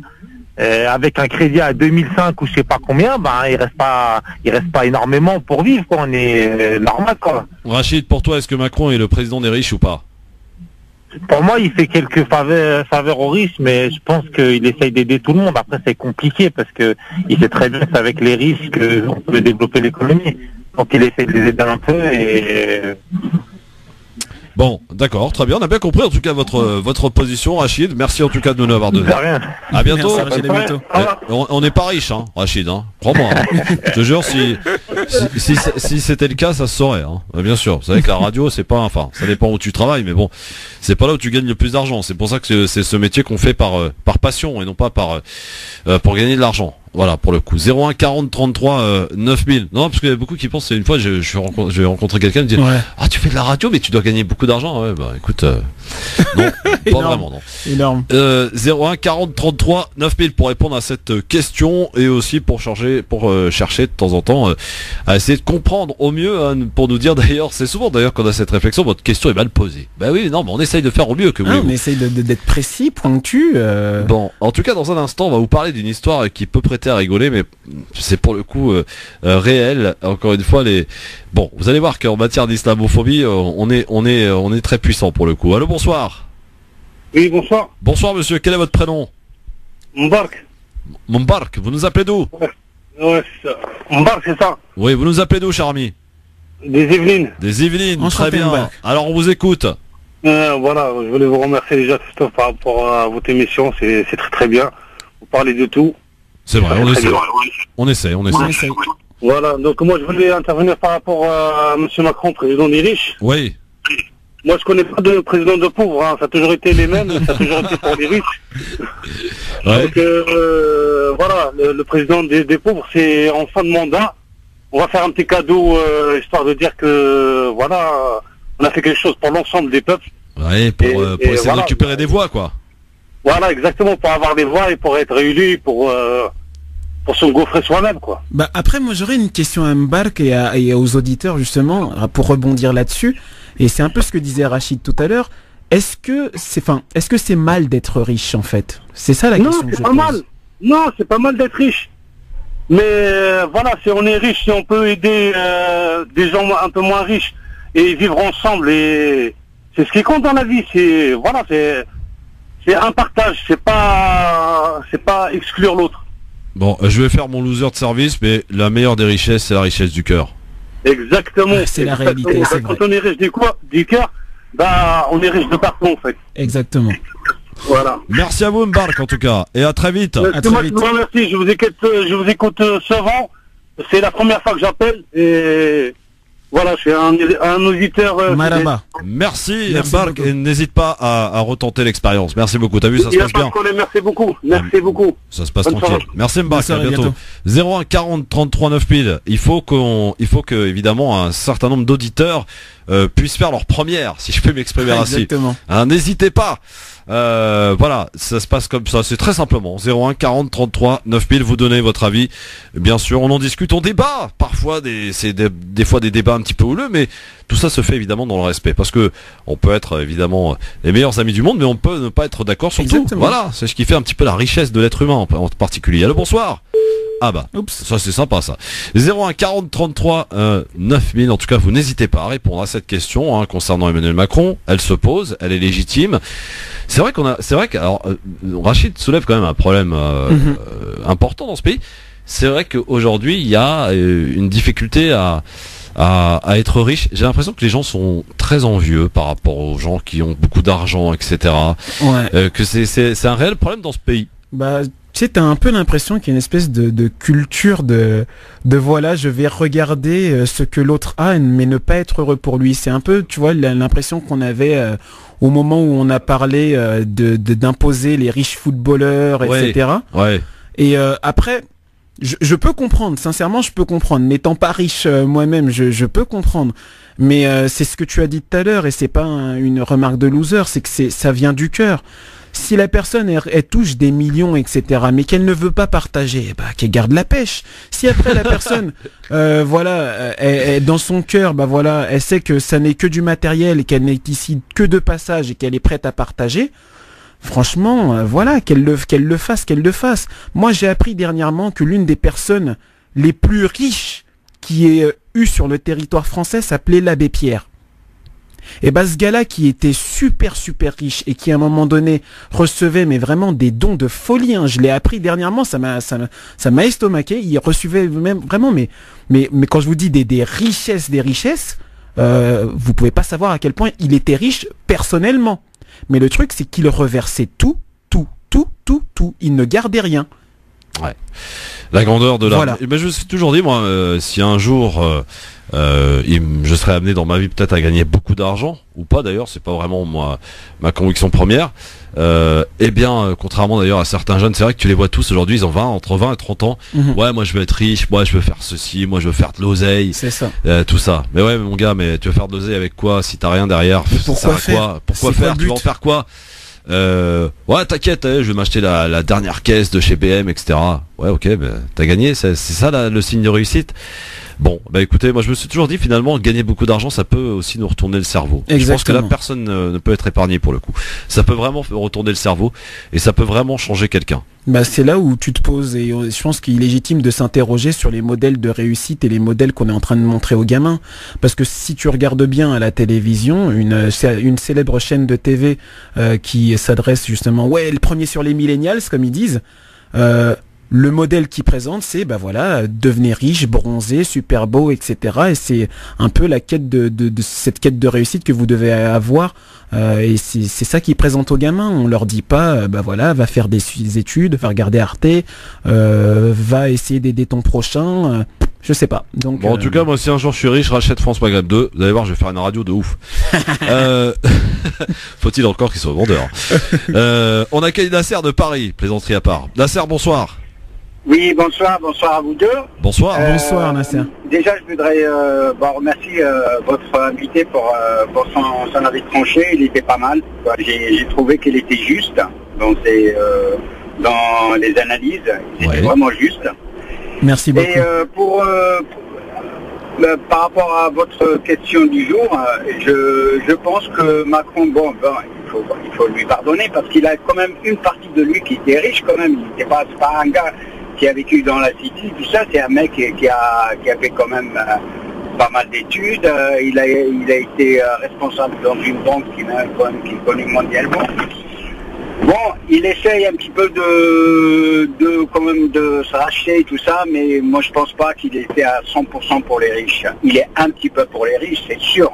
Dans ce pays, il y a beaucoup de riches, on sait bien, et il a aussi les mains liées, quoi. Mais je pense pas qu'il est vraiment pour les riches. Il essaye de faire de son mieux. À titre de comparaison, est-ce que Nicolas Sarkozy était le président des riches, lui? Ah oui, sans piquer. Lui, c'est un président des riches, lui. Ah oui, lui sans hésitation. Bon, merci Nasser en tout cas pour votre réflexion. Je vous souhaite une très très bonne soirée et merci beaucoup à Christophe et continuez comme ça. On va tâcher. Et bonne année à vous et à votre famille. Bonne année Nasser. À bientôt. Ciao. Oui, c'est vrai, on peut encore le dire, on est que le 16 janvier. Oui, c'est vrai. On a jusqu'à la fin du mois pour se dire bonne année. Happy New Year. Absolument. 01 40 33 9000. Maintenant, je vais vous raconter une histoire qui prête un petit peu à rigoler. Pour le coup, vous allez pouvoir peut-être si vous le souhaitez réagir. ça se passe du côté de Montpellier. Pensant pénétrer dans une école coranique illégale, les CRS ont eu la surprise d'interrompre des cours de soutien scolaire. Le parquet a ouvert une enquête. C'est une séquence qui pourrait prêter à rigoler si elle n'est pas aussi grave. Ça s'est passé, messieurs, dames, le 11 décembre dernier. Un quart de CRS se déploie autour de la grande mosquée de la Paillade à Montpellier. Les forces de l'ordre ont déployé de nombreux moyens pour pénétrer dans une école clandestine, ou censée l'être en tout cas, comme l'indique Midi Libre. Les suspects des enfants de 3 à 10 ans et leurs parents vont alors voir pénétrer les CRS dans leur établissement. Un mois après cette opération, la vérité est en train d'éclater et elle n'est pas vraiment glorieuse pour les autorités pour le coup. L'école clandestine serait en réalité une école de soutien scolaire. L'association d'enseignement trilingue qui dirige l'établissement scolaire donc a peu goûté à la descente des CRS à Midi Libre. L'un des responsables de l'association qui s'appelle Mahfoud Ben Ali indique qu'il soutient simplement une cinquantaine de familles qui ont fait le choix de l'instruction en famille et que tous les enfants sont inscrits au CNED, le centre d'enseignement à distance. La situation pourrait donc paraître comique, mais les familles sont aujourd'hui choquées. Un père de famille indique que tous les enfants sont déclarés au rectorat, contrôlés par la mairie. Certains ont 1 an d'avance d'ailleurs. De son côté, le procureur Christophe Barret affirme qu'une enquête est en cours. Il veut savoir si l'activité d'enseignement du centre répondait à tous les critères légaux. Surtout, toujours selon Midi Libre, le procureur indique que les CRS ont fait preuve de toute la délicatesse nécessaire et qu'il n'y avait aucun policier encagoulé. Les parents des enfants contestent cette version des faits. L'association d'enseignement trilingue rappelle enfin qu'elle est totalement transparente. Outre les déclarations au rectorat, elle assure avoir obtenu un permis de construire pour bâtir ses futurs locaux à Tournaisis pour la rentrée prochaine. Voilà cette histoire assez incroyable, mon cher ami Enver.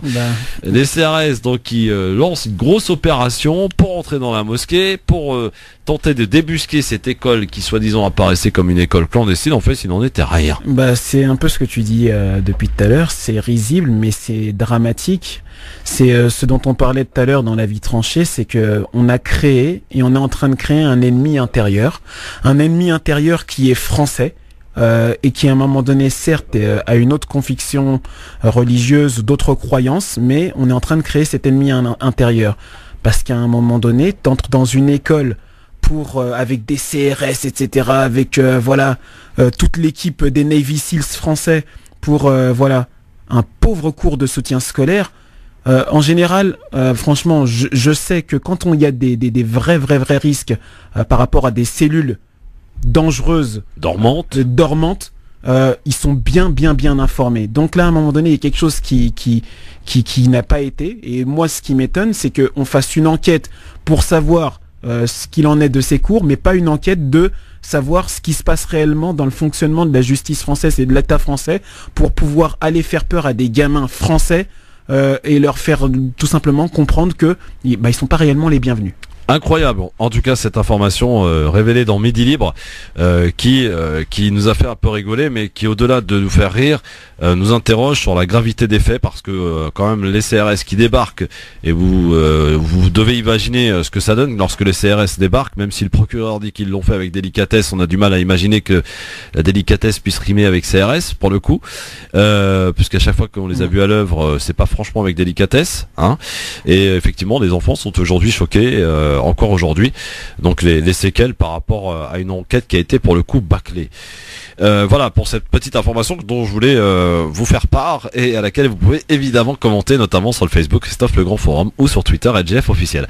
Samira est avec nous, elle nous appelle du Blanc-Bénil. Bonsoir Samira. Oui, bonsoir, salam alaikum. Donc tout d'abord, je voulais vous remercier pour votre émission. Je vous en prie, grâce à vous, elle existe cette émission. Masha'Allah, magnifique, il y a du débat, il y a du niveau. Hélas, avec les médias qu'on nous vend à longueur de journée, les BFM et les 1, intellectuellement, le niveau est très bas. Il y a beaucoup de propagande, il y a beaucoup d'islamophobie qui est communiquée. Et c'est vraiment grâce à une radio comme vous qu'on se cultive vraiment. Écoutez, merci beaucoup. Vous nous aurez honoré par votre présence et votre participation, chère Samira. Exactement. Merci beaucoup. Jazakallahu khairan. Alors, on vous écoute. Donc moi je voulais juste intervenir sur la question du jour. Oui. Donc bon, je m'y connais pas beaucoup en politique, mais c'est vrai que au premier abord, on a l'impression que le président Macron est pro riche.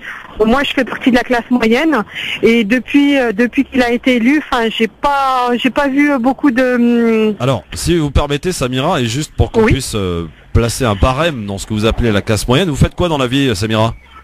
Moi, je suis agent de maîtrise. Je travaille à la SNCF, donc on est à deux, on travaille mon mari et moi. D'accord. Donc, on peut dire, la classe moyenne, c'est dans les 4 500 € avec des enfants. D'accord. Comme vous aviez dit tout à l'heure. 4 500 €, et là vous peinez à y arriver, vous êtes, vous vivez bien, comment ça se passe pour vous, Samira? Moyen. On arrive à finir les fins de mois, mais non, alhamdoulilah, on va pas se plaindre, on arrive à finir les fins de mois, mais voilà, il faut savoir gérer le budget. D'accord. Très bien. Bah écoutez, merci pour votre témoignage et au-delà du fait que vous nous indiquiez que vous n'étiez pas très politique, vous nous donnez quand même des indications, vous voyez, pour répondre en quelque sorte tout à l'heure à la question de notre auditeur, qu'est-ce qu'une personne riche? Vous gagnez 4 500 €. Alors en apparence comme ça peut paraître comme beaucoup pour beaucoup qui gagnent notamment le SMIC, mais quand on a 4 500 € à deux avec des enfants et qu'on a des situations, on a des crédits sur le dos, ça peut paraître pas beaucoup. Voilà, c'est un peu votre cas en tout cas, Samira. Merci de votre appel. Un grand merci à vous beaucoup, tous, à Samira. tous vos chroniqueurs et à tous vos débats. Merci Samira, c'est super gentil, ça nous fait grave plaisir. Merci beaucoup. Bonne soirée à vous. Bonne soirée, Bonne soirée à tous les auditeurs. Merci à vous Samira, à bientôt. Mon cher Enver, est-ce que tu es prêt pour nous livrer ton coup de cœur? Oui. France Maghreb 2, le coup de cœur. Il a eu du mal à sortir, à être choisi ce dernier, mais en tout cas, il l'a fait. Il s'appelle Enver dos Santos. Voilà, mon coup de cœur en fait a été difficile à choisir parce que en fait, au-delà de tout ce qui se passe négativement dans notre société aujourd'hui, il y a vraiment des gens qui œuvrent comme on dit, Masha'Allah, c'est vraiment super beau, c'est beau ce qu'ils font. Et là, je voulais justement tirer mon chapeau à tous ces gens qui sont un peu dans l'entraide du mariage. Je vois un peu sur les réseaux sociaux en ce moment beaucoup de groupes qui essayent d'aider les frères, les sœurs, les individus célibataires, etc. à sortir de leur coquille par des soirées bowling, restaurants, etc. Et je voulais leur tirer mon chapeau parce que au-delà même de réussir à créer des couples et à créer du mariage, ça permet de créer des connexions et tout simplement des échanges et un peu plus d'humanité entre les gens.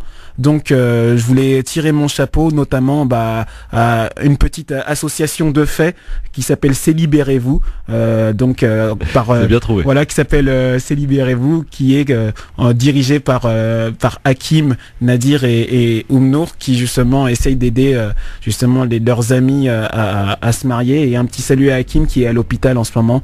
Donc bravo à vous. Je sais que tout le monde n'est pas très mariage, mais que voilà, c'est une quête noble. Et voilà, vous aidez les gens déjà à se sentir mieux, à ne pas se sentir coupable de ce célibat et à ne pas rester seul dans leur coin. Donc chapeau bas à vous. Et bonjour Hakim. Salam alaikum. C'est fait pour le coup de cœur en tout cas, et en espérant que chacun puisse trouver chaussure à son pied. Exactement. Si je puis me permettre. Évidemment, on sait que c'est pas facile. Et d'ailleurs, je regardais l'autre fois avec consternation. Le chiffre des divorces, c'est assez impressionnant. Ouais. Vous savez qu'on est quasiment en tête des pays européens, hein. Pas tout à fait les premiers, je pense que les Belges sont devant nous, les Espagnols, non, les Portugais sont devant nous. En matière de divorce, c'est pratiquement un couple sur deux qui divorce. Voilà. C'est quand même hallucinant. Aujourd'hui, dès qu'il y a le moindre problème dans un couple, c'est tout de suite, hop, on divorce, on démissionne, on abandonne tout. Or, on sait quand même que dans un couple, c'est parfois on se marie, dit-on d'ailleurs, pour le meilleur et pour le pire. Il y a des hauts et des bas, puis après on apprend. C'est un petit peu d'ailleurs comme dans toutes les relations, ça peut être des relations amicales où on peut parfois s'engueuler avec son ami, parfois lui dire t'es qu'un con, et puis le lendemain lui dire je t'aime. Voilà, ça se passe comme ça, c'est la vie quoi. Exactement. Bon, alors arrêtez de divorcer, mariez-vous, faites l'amour et pas la guerre. C'est important, voilà. Aimez-vous les uns les autres, messieurs, dames. Bon, ce sont les belles paroles. Dans un instant, un grand Libertad vous attend. 01 40 33 9000. On sait pas qui vous êtes, ni ce que vous allez nous dire. En tout cas, on va vous écouter. Dans un instant, c'est votre grand forum. 01 40 33 9000. Vous en trouverez, vous, une autre radio qui vous offre autant de liberté à la minute. Il y en a pas. France Maghreb Maghreb 2, France Maghreb 2. Merci messieurs dames d'être avec nous en direct. C'est votre LGF avec Anver de Santos pour ce mardi. Tiens, je vous donne le programme pour la suite. Demain, Nadir Kayal, Nasser Lajili. Jeudi, la ravissante et magnifique Hanan Zawani avec Majid Bessaouden qui fera son retour. Ça fait un petit moment qu'on l'a pas vu. Et vendredi, un duo aussi inédit, Nadia Lazouni et Tarek Pami qui sont avec vous vendredi entre 16h et 18h. Voilà, un programme ma foi serait très sympathique bien sûr. On y va pour Libertad ? C'est parti messieurs dames. 01 40 33 9000. Nous ne savons pas qui vous êtes ni ce que vous allez nous dire. En tout cas vous allez pouvoir nous appeler maintenant au 01 40 33 9000. Vous pouvez passer un bonjour à quelqu'un, réagir à l'émission, nous féliciter, nous engueuler. Bref, faites-vous plaisir, c'est la liberté. Et comme son nom l'indique, vous faites ce que vous voulez. Allô, bonsoir. Bonsoir, c'est Youssef de Drancy. Salut Youssef de Drancy, qu'est-ce qui se passe Youssef? Ah oui, hier t'as regardé sur C8, il y avait Donald Trump, est-il vraiment fou? Un documentaire. Exact, ouais. J'ai pas regardé, oui, mais... c'est super, franchement. Tu sais que Donald Trump, il ment en moyenne 5 fois par jour.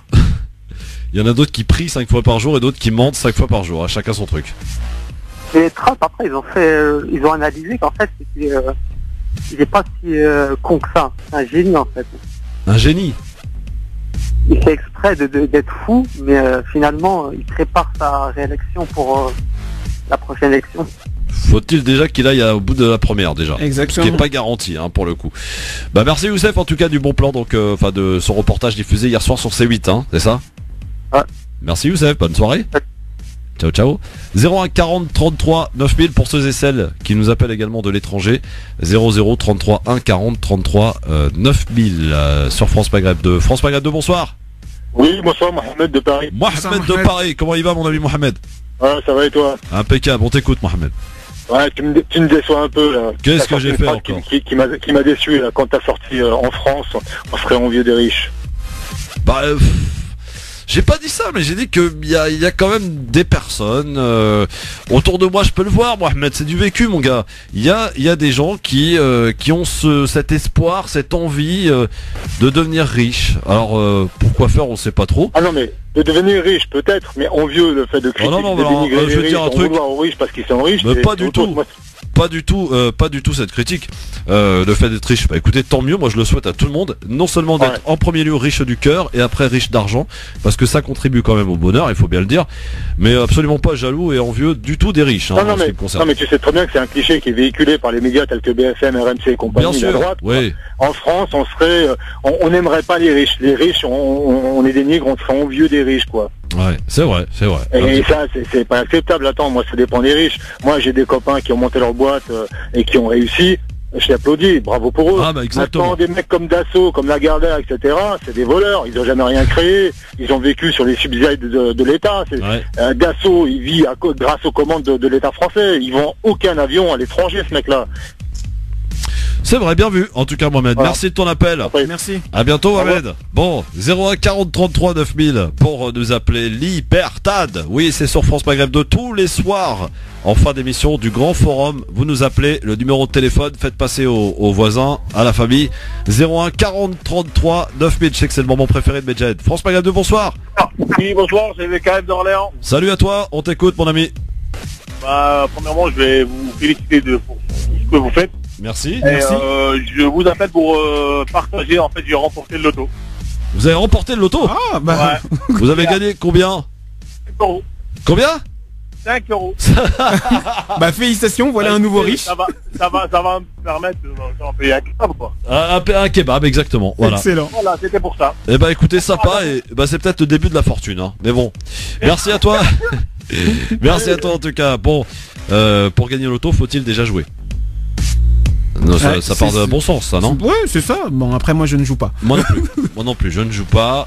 Donc, c'est pas comme ça que je risque de devenir riche. Bon, France Maghreb 2, bonsoir. Allô? Oui, bonsoir. Bonsoir, prénom et ville d'appel. Oui, c'est Khalid Devry. Salut Khalid Devry, on t'écoute. Khalid? Non, on t'entend pas là, qu'est-ce qui se passe? T'es dans une zone blanche apparemment. Est-ce que vous m'entendez? Oui, vas-y, on va essayer, vas-y. Est-ce possible de passer l'altercation de Madame Clémentine Autain à la télé France 24 ou I24 News. Oui, qu'est-ce qu'elle a, avec qui elle s'est fritée, Clémentine Autain? Oui, elle a une petite altercation avec une journaliste à propos de Jérusalem, tout ça. On va chercher, d'accord, ça va, on fera ça dans le zapping, pas de problème. Ok, merci à toi. N'hésitez pas à nous signaler des bons plans comme ça, hein, des petits trucs que vous auriez vus, que vous souhaitiez qu'on partage. D'ailleurs, j'en profite, messieurs dames, pour lancer une petite annonce avant d'accueillir peut-être un dernier ou une dernière. 01 40 33 9000. À partir de début février, on va mettre une chronique supplémentaire qui va s'appeler le coup de cœur des auditeurs. Vous allez pouvoir ainsi nous faire partager. Alors, ça peut être une chanson, une exposition, un film que vous avez vu, une exposition, et vous pouvez d'ores et déjà nous les adresser vos coups de cœur au mobile répondeur qui est le 06 18 21 56 41. Voilà, vous avez été peut-être voir un film qui vous a plu, vous avez été voir une exposition, vous avez été voir une pièce de théâtre, vous avez été voir un concert, vous avez été voir, je sais pas, vous avez écouté une chanson que vous aimez et que vous aimeriez faire partager. N'hésitez pas à nous laisser votre message 06 18 21 56 41. Le dernier ou la dernière, bonsoir, qui est là? Bonsoir. Oui, bonsoir Christophe, c'est Nora de Paris. Bonsoir Nora, qu'est-ce qui se passe? Nora. Bonsoir, pardon, votre invité, c'est Enver, je crois. Enver, exactement, vous croyez bien. Oui, merci. Voilà, non, je voulais revenir sur par rapport aux divorces qui ont beaucoup augmenté. Oui. Il y a aussi le portable, comme il est arrivé, preuve d'infidélité, enfin je pense. Hein. Comment ça, le portable, preuve d'infidélité? C'est à cause de ce motif, mais... Attendez, expliquez-vous Nora, moi ça m'intéresse. Non, c'est-à-dire, avant c'était un peu plus compliqué, enfin, quand un homme ou une femme était infidèle, c'était un peu plus compliqué. Maintenant avec les portables, tout ça, je pense pas qu'il n'y ait que ça, mais... Est-ce que vous êtes de celles qui fouillaient dans le portable de leur mari? Ah non, pas du tout, mais j'avais entendu ça dans une émission de radio, donc c'est pour ça que je vous en parle. D'accord, merci Nora. Voilà. Merci Nora. Au revoir. Faites gaffe, hein. Si vous devez tromper votre femme ou votre homme, faites-le au moins intelligemment. Mais ne le faites pas du tout, évidemment. Ne le faites pas du tout, c'est mieux. Ah, c'est encore mieux. N'est-ce pas, Medjed? Ah, pourquoi rigoles-tu d'ailleurs? Ah mais il faut pas faire. Voilà, fidélité, c'est important quand même. Ah, oui. En amour comme en amitié. Tout à fait, en amitié, oui. Le mec est en train de se griller là, en direct. Bon, non, je rassure ton épouse, tout va bien. Merci Enver. Merci à toi Christophe, merci aux auditeurs. Le LGF qui se poursuit au-delà de l'émission, bien sûr sur les réseaux sociaux. Christophe le Grand Forum, Twitter LGF officiel. Allez revoir la vie tranchée de notre ami Enver de Santos dont le titre est ôtez ce voile que je ne saurais voir. Rendez-vous donc demain à 16h avec du beau monde, Nasser Lajili et Nadir Kaya qui seront avec nous demain. Bon début de soirée, merci d'avoir fait le bon choix et d'écouter donc France Maghreb 2 puisque dans un instant l'excellentissime Medjahed, celui que toutes les radios essayent de nous arracher, mais il reste ici dans un instant juste après Marine Garel. Bonsoir à tous. Elle avait disparu le 21 juillet 2014. Des ossements humains découverts le 7 janvier en Croatie sont bien ceux de l'étudiante lyonnaise âgée de 23 ans, Anne-Cécile Pinel, qui avait disparu en 2014 dans le même secteur. Le parquet de la ville de Karlovac l'a annoncé. Les procureurs n'ont pas encore reçu les résultats de l'autopsie susceptible de révéler les causes de la mort d'Anne-Cécile Pinel. Une nouvelle agression de surveillants pénitentiaires à Tarascon dans les Bouches-du-Rhône. C'est la 3e en moins d'une semaine, après Mont-de-Marsan hier et Vendin-le-Vieil jeudi dernier. Par ailleurs, la prison de Vendin-le-Vieil était à nouveau bloquée ce matin. La ministre de la Justice y est rendue. Nicole Belloubet est restée 4 heures dans l'établissement. Des gardiens avaient bloqué les entrées et les sorties. 4 départements du sud-est de la France sont désormais placés en alerte orange au vent violent par Météo France. Le Var et les Alpes-Maritimes ont rejoint la Corse du Sud et la Haute-Corse. En Corse, les météorologues mettent en garde contre l'épisode de vent particulièrement violent en cours qui doit se poursuivre cette nuit. Pour la Côte d'Azur, Météo France s'attend à de très fortes rafales de vent sur le Var et les Alpes-Maritimes cette nuit. Le Parlement européen se prononce pour l'interdiction de la pêche électrique. Cette technique était en fait déjà interdite depuis 20 ans, mais faisait l'objet de nombreuses dérogations. En France, les pêcheurs et les écologistes sont opposés à la méthode, accusés de vider les mers et les océans. Evangeli a voulu mettre les choses au point après l'annonce d'une reprise d'une chanson de Johnny Hallyday. Non, il n'y aura aucun album de reprise des chansons de Johnny Hallyday. Et elle dénonce au passage les menaces et les messages d'insultes des fans de l'idole des jeunes. L'Open de tennis d'Australie, chez les favoris, qualification au deuxième tour de Federer, Djokovic ou encore Wawrinka. Élimination en revanche de Jérémy Chardy et Benoît Paire. France Maghreb 2, service, info, musique, divertissement. France Maghreb 2. France Maghreb.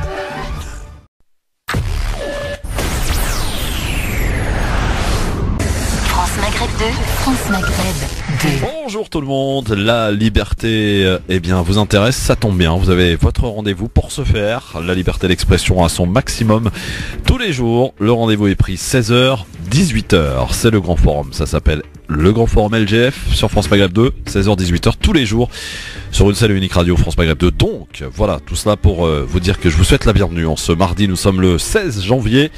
Et nous sommes en compagnie aujourd'hui, en ce mardi, de Monsieur Enver de Santos. Bonjour Enver. Bonjour à tous, bonjour Christophe. Comment ça va Monsieur Enver? Eh bien, grand retour, bonne année à tous. Et puis, ça fait plaisir de te revoir, hein. Ça fait un moment que je n'étais pas venu. Effectivement. Bon bah écoute, plaisir de te revoir mon cher ami Enver.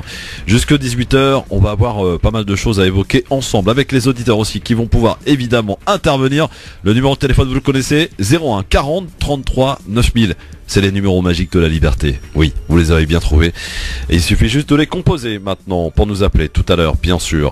La question du jour qu'on vous redonnera. Alors, Monsieur Enver, on va parler de quoi dans ton avis tranché avec ce titre un peu provocateur, non?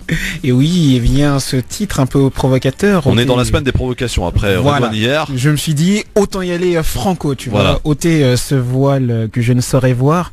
On va parler du voile et de la posture de la France et de la posture des gens et de, voilà, comment réagir, mais surtout qu'il y a peut-être quelque chose à faire et que ça n'est pas là où on croit. Et tout ça en moins de 2 minutes, évidemment. Tout à fait. Le coup de cœur, est-ce que tu l'as choisi? Ouais, je l'ai choisi. Je te sentais un peu hésitant. J'étais hésitant, et puis voilà, je me suis lancé, quitte à ce qu'on me lance des pics. Je voulais faire un coup de cœur, un grand salut à ces gens, hommes ou femmes, qui justement agissent pour que leurs amis se marient et qui sont différents clients. J'interviens en fait en tant que consultant après spécialisé communication et génération Y. Mais en gros, voilà, mon travail, c'est d'intervenir pour les entreprises ou les sociétés ou même particuliers qui me sollicitent pour trouver des solutions à des problèmes qu'ils pensent irrésolvables. Voilà, c'est un peu ça mon métier. Et donc je donne des conseils, je fais du conseil et du consulting. Voilà. Très bien. Alors la question du jour, ce qui fait donc ce que c'est je recommence. La question du jour, ce qui est donc le sujet central, j'ai envie de dire, de l'émission, puisque vous pouvez répondre à cette question sur Facebook, France Maghreb 2, ainsi que sur Twitter. LGF officiel, la question du jour, c'est par rapport à une étude de l'OCDE qui déclare que les propositions, plutôt les projets de loi, les lois donc proposées par Macron n'auront aucun impact pour les 2 ans à venir, soit 2018-2019, sur la classe moyenne, mais plus particulièrement sur les personnes aisées, donc les personnes qui ont beaucoup d'argent. Du coup, est-ce que, selon vous, Macron est-il le président des riches, comme d'ailleurs ça a été assez souvent répété dans les différents médias et dans la bouche de certains observateurs aussi. Alors on vous demande votre avis et pour le coup vous êtes en grande majorité, que ce soit d'ailleurs sur Facebook ou Twitter, à dire oui, c'est le président des riches. Enver, 94% sur Twitter, 89% sur Facebook. Vous continuez de voter bien sûr. Enver, est-ce que Macron, Emmanuel de son prénom, est-il le président des riches selon toi? Eh bien cyniquement j'ai envie de répondre non. Ah oui, et pourquoi? Pour la bonne et simple raison qu'en fait il est le président de tous les Français et président de ceux qui ont voté pour lui. Je pense que c'est bien vu ça. Je sais pas ce que t'en penses, mais à un moment donné il y a des gens formidables après qui se sont présentés avec des projets qui étaient là justement pour défendre la. Mais là jusqu'à présent je pense qu'il dit ce qu'il fait. Bon, dites-moi Nabil, vous faites quoi dans la vie? Oui, je suis comptable. Comptable, d'accord. Oui. Bon, eh bien écoutez, merci pour votre impression qui va un petit peu dans le même sens, même si c'est un peu plus... pas exactement. Non, pas tout à fait dans le même sens. Voilà, dans la réponse, je dirais que ça va dans le même sens que moi, mais en revanche, moi je suis pas pour dire qu'effectivement il fait du bon travail, parce que ce que l'OCDE dit, C'est juste la réalité. Et il suffit de le voir, effectivement. Après, il prend de bonnes décisions.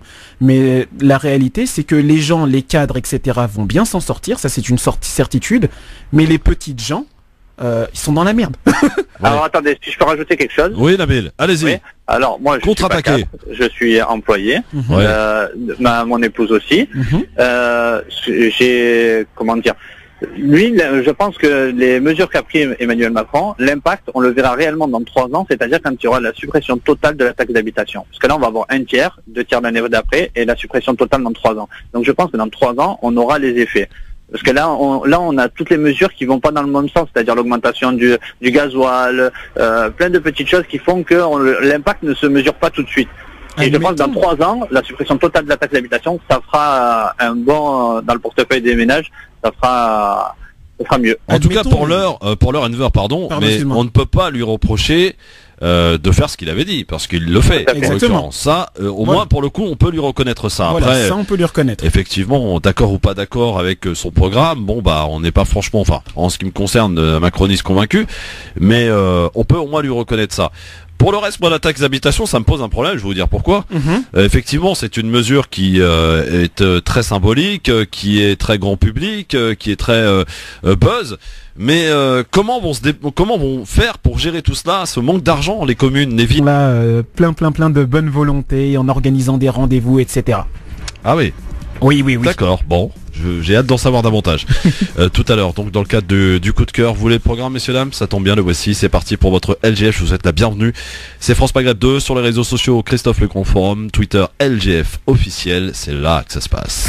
Le Grand Forum avec Christophe Roux sur France Maghreb 2. Au programme de ce Grand Forum, nous prendrons la direction de la Centrafrique. Le non-lieu a été prononcé en faveur des militaires français accusés d'abus sexuels sur les enfants dans un camp de réfugiés. France, vaut mieux tard que jamais. Après plusieurs mois d'hésitation, la diplomatie française semble enfin se bouger pour son compatriote Salah Hamouri, détenu arbitrairement en Israël depuis le 23 août 2017. Macron demande à Netanyahou sa libération. À Montpellier, nous vous raconterons cette histoire incroyable. Pensant pénétrer dans une école coranique illégale, les CRS ont eu la surprise d'interrompre des cours de soutien scolaire. Le parquet a ouvert une enquête. La question LGF. En 2018, les mesures ont un impact nul sur le pouvoir d'achat des classes moyennes. Les premières mesures du quinquennat Macron profiteront surtout aux plus aisés en 2018 et 2019.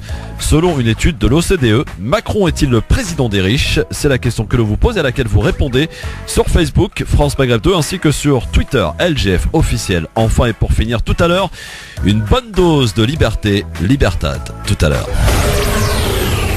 France Maghreb 2, France Maghreb 2. Et on est là, messieurs dames, oui, ça s'appelle le Grand Forum tous les jours, 16h-18h, avec la team LGF représentée aujourd'hui avec Enver De Santos qui est avec nous. Hola. Alors tiens, on me demande, oui, vos chroniqueurs là, ils font quoi dans la vie, Enver? Tu peux te présenter un petit peu aux auditeurs? Voilà. Bien sûr, bah écoutez, je suis consultant. Oui. Consultant, c'est quoi? C'est quoi? En gros, c'est un couteau suisse pour ces populations dans sa globalité. Oui. Les gens, après, ils pourront accuser les médias, etc., le complot, tout ce qu'ils veulent. Les gens, au final, ont voté pour Macron. Il y avait la France Insoumise, il y avait Benoît Hamon, il y avait machin. Les gens, ils vont me dire, ouais, Benoît Hamon, il était si. À l'époque, donc, il y avait Monsieur Poutou également. Les gens n'ont pas voté pour ces gens-là qui pouvaient faire du bien. Donc, moi, je dis effectivement, cyniquement, bah, il est président de ceux pour qui, voilà, qu'on votait pour lui, tout simplement. Vos appels au 01 40 33 9000 pour nous donner votre avis, bien sûr. On va à Vitrolles avec Nabil. Bonsoir Nabil. Bonsoir. Bonsoir Nabil. Nabil, est-ce que Macron est, selon vous, le président des riches? Alors moi, je vais aller dans le sens d'Enver, c'est ça, pardon? Oui, c'est bien ça, bravo. Oui. Pour moi, c'est pas le président des riches. Pour la simple et bonne raison que, déjà, il y a la suppression de la taxe d'habitation. Oui. Il y a la suppression de certaines cotisations sur le bulletin de salaire pour les gens qui travaillent, pour les actifs. On va voir ça. Il y a l'augmentation du minimum vieillesse, il y a l'augmentation de l'adulte handicapé, il y a eu pas mal de mesures qui ont été faites et je crois pas que ce soit que des mesures pour les riches. Donc pour moi, c'est pas le président des riches, mais le président de tous les Français. Donc il prend des mesures pour les riches, il prend des mesures pour les moins riches et voilà. Nabil, oui. Permettez-moi cette question, vous avez voté Emmanuel Macron, vous? Tout à fait, oui. D'accord. Moi, pour la première fois, j'ai milité. Vous êtes un macroniste convaincu ou vous avez voté Macron par dépit? Non, convaincu. Moi, j'ai adhéré à son parti. J'ai pas adhéré, je suis pas adhérent, mais je veux dire, j'ai adhéré dans son programme. Et moi, là où je me suis reconnu, c'est qu'il faisait pas de la discrimination positive ni de la discrimination négative. C'est là-dessus où je me suis reconnu. Et après, toutes les mesures qu'il a prises, il y a certaines mesures qui me convenaient, d'autres qui me convenaient un peu moins, mais dans un programme, on peut pas satisfaire tout le monde. C'est clair. Donc, voilà. Moi, je me suis reconnu là-dedans. Donc, c'est pour ça que j'ai voté pour lui. J'ai milité. Et pour l'instant, tout ce qu'il fait me convient. Après, on verra par la suite. Je pense qu'on pourra tirer un bilan en fin d'année.